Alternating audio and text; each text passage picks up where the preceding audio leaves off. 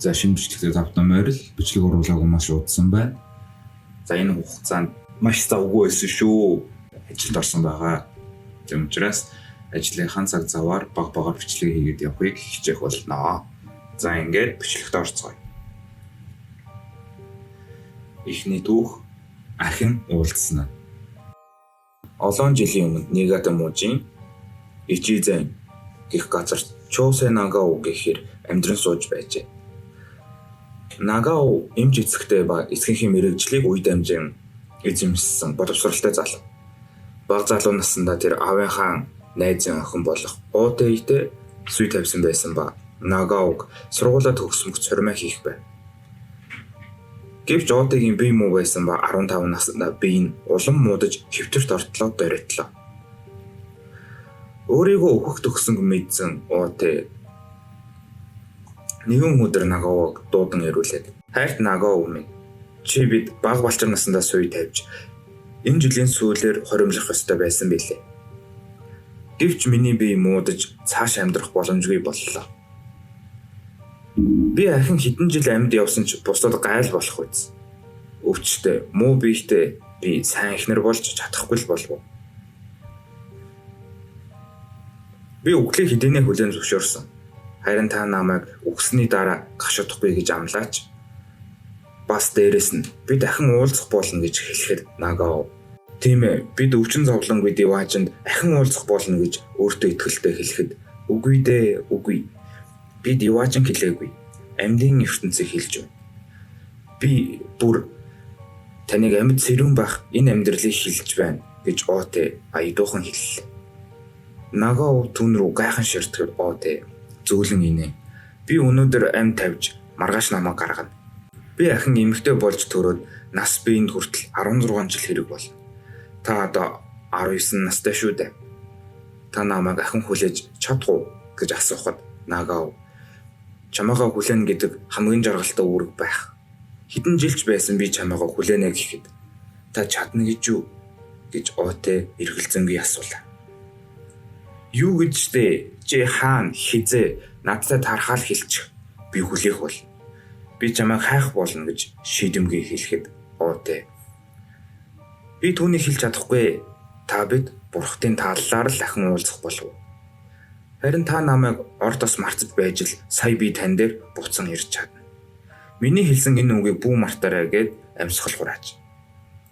Нагау Отэйгийн нэрийг бичсэн файзыг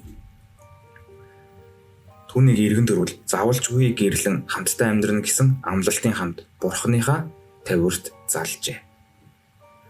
Тэр айлын ганцгүй байсан тул гэрлэлт гэдэг бултаж зайлж чадамгүй зүйл байлаа.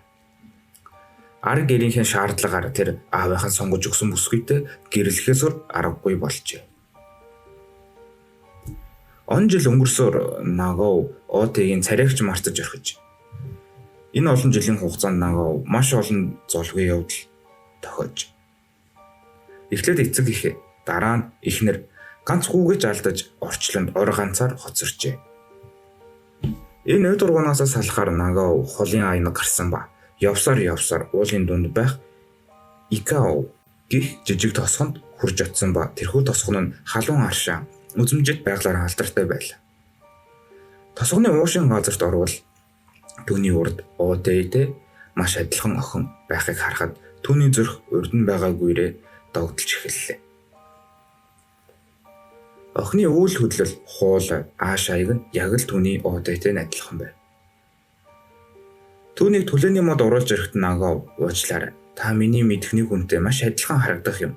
Та хаанаас ирсэн хин гихч вэ гэж асуухад өнөөх залуу охин намайг Отэй гэдэг. Харин таныг Чоусэ Нагау гэдэг. Нигатагаас ирсэн. Миний сүйт залуу билээ. 17 жилийн өмнө намайг нас барахад та миний нэрийг бичсэн файзын ард надтай заавал гэрлэнэ гэж захиа бичин нуусан билээ. Тиймээс би энэ хороо дахин төрлөө гэж хэлээд ухаан алдан унаад өгөв. Нагау түнтэй гэрлэж ажаргалтай амьдэрсэн ба харин Отэй гих бүсгүй анх түнд юу гэж хэлсэн болон өөрийнхөө өмнөх амьдралын талаар огт санахгүй байсан гэдэг. Убазакура 300 жилийн өмнө Ион мужийн Онсенгори дүүргийн Асами гих тосгонд Токубэ гих тосгоны захирагч амьдарч байжээ. Тэрээр маш баян чинэлэг байсан ч 40 хүртлээр үрийн зуулаа үнэрлсэнгүй. Асами тосгонд байх Сайхосумын Фудо Мио гих бурхнаас үр хайрлахыг хүсэн залбирах болж тэдний залбирал биелгүй гэмээр тэд охин үртэй болов. Маш өхөөрдөм хөөрхөн охин байсан тэд охиндоо Цуюу гихнэр хайрлжээ. Ихэнсээ хүрэхгүй байсан тэд Сода гих асрагч эхийг авч ажилуулж. Цуюу охин маш үзэсгэлэнтэй болж өссөн ба 15 нас хүргэмхцээ үл мэдэгдэх өвчин тусч отож мааран түүнийг идэхгүй бие барна гэхээс өөр зүйл хэлсэнгүй. Сода Цуюу охиныг өөрийн үрмэд хайрлах тул Сайхосум руу охины төлөө залбирах болж. 21 өдрийн турш залбирсны Цуюу охин өргөс авсан мэт эдгэрч тэдний гэр бүл асар их ад жаргал авчирлаа. Эцэг эх нь энэ баярт мөчөд тэмдэглэхээр найз нөхөдөө дуудан найр хийх орой Содагийн бие гинэт муудан унаад өглөө. Оточ нар түүнийг үзээд авралгүй үхэн гэдгээс өөр юу ч хийж чадсангүй. Цуюу охины гэр бүл ой гашууд автан хөөрхий Содагийн орны дэргэд суухад Сода өөрийн залбирлын тухай тэрэнд хэлж. Тэрээр бурхнаас Цуюу охины оронд өхүүлж өгөхийг хүссэнд хүсэл нь ийхүү биелж. Сода Сайхосум Сакура цэцгийн мод тарихаар тэднээс хүсээд таалалд өгсөжээ. Содагийн оршуулганд ороод Цуюу охины эцэг их олж болох хамгийн сайхан Сакура цэцгийн модыг сүмд суулгаж. Удаах жилийн 2 сард мод гайхалтай сайхан цэцгэлсэн ба зөвхөн жил бүрийн 2 сарын 16-нд цэцгэлэх болж өдгөө 250 жил өнгөрчээ. Модны цэцгээс яг л эмэгтэй хүний хөгших хэлбэртэй тул уг модыг Уба Закура буюу хөхүүл эхийн мод гэж нэрийдэх болжээ. Арга. Цаазар авах ялыг ордны гадах цэцэрлэгт хүрээлэнд хийх болж. Гараа ардаа хөлүүлсэн цэцэрлэгт байх Тоби иши буюу гişгүр модны завсарт өвдөглөн сун. Түүнийг тойруулан савтай ус болон будааны шуудан гэсэн чулуунуудыг өрж тавилаа. Цайзын эзэн ирж эргэн тойрноо харуул бүх зүйл бэлэн болсон байхыг үзэн юу ч хэлэлгүй судалдаа суув. Гинэтхэн өвдөглөн суухыг уйлан ноён минь би албаар энэ алдааг хийгээгүй билээ. Мөнхөс би төрөлхийн тэнэг учир энэ алдааг хийж орхилоо. Би алдаа гарах эсгээч мэдлгүй алдаа хийж орхив. Ноён минь та хүнийг тэнэг байсанд нь яллаж ингэж цаазалж үл болно. Мөршөөгөөчтэй. Хэрв та одоо намайг цаазлал бас миний сүнс заавалч үгүй ирж үс хонзонгоо аавна гэж байдаг чадлаараа барихлаа. Үс хонзон санаж өгсөн хүний сүнс заавалч үгүй төр шолон болон ирдэг их яриа байдагч самурай ноён 50 нар бүр үл тоосон шинжтэйгээр чи үгснээр л харааж зүг. Чиний яриад байгаа зүйл үнэн эсхийг бид яаж мэдэх? Үнэхээр л үнэн бол чи толгоогоо тастуулсныхаа дараа ямар нэгэн зүйлээр нотлохоо чадах уу гэж асуухад өнөөхөр тийм ээ би чадна гэж шазуурзун хэллээ. За тэгвэл би чиний толгойг өөрийн биеэр тасдээ. Харин чи урдаа байгаа гişгүр чулууг хазаж үзвэл тэгж чадвас би чамд итгэе чи чадах уу гэхэд тийм ээ би заавалч үгүй хазах болно. Хазгал болно. Маш хурдан цэвэр цавчилтын дараа хөөрхөн ийм би урдаа байгаа шуудаа дэрлэн унаж түүний хүзүүнээс цус олгоодон садарлаа. Тасарсан толгой элсэн дундуур өнхөрсөөр гişгүр чулууны ирэмгээс хальт хазаа зогсов. Хинч дуугарч чадсангүй. Харин ноён үл тоосон том жиргэг зогсон.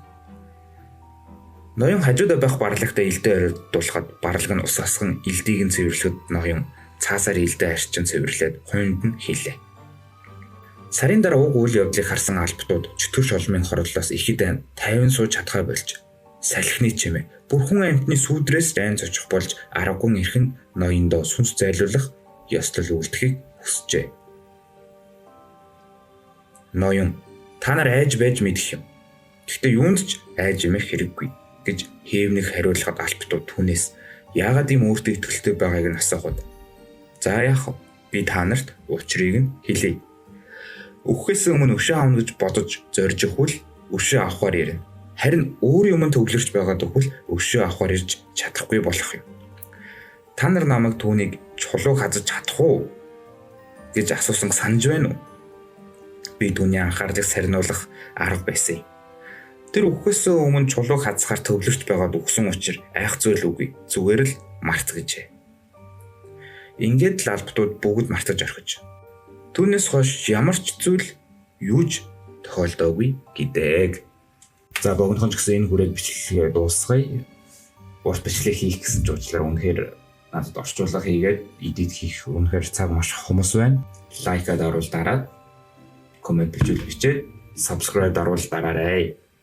За дараагийн бичлэг хүртэл баярлалаа.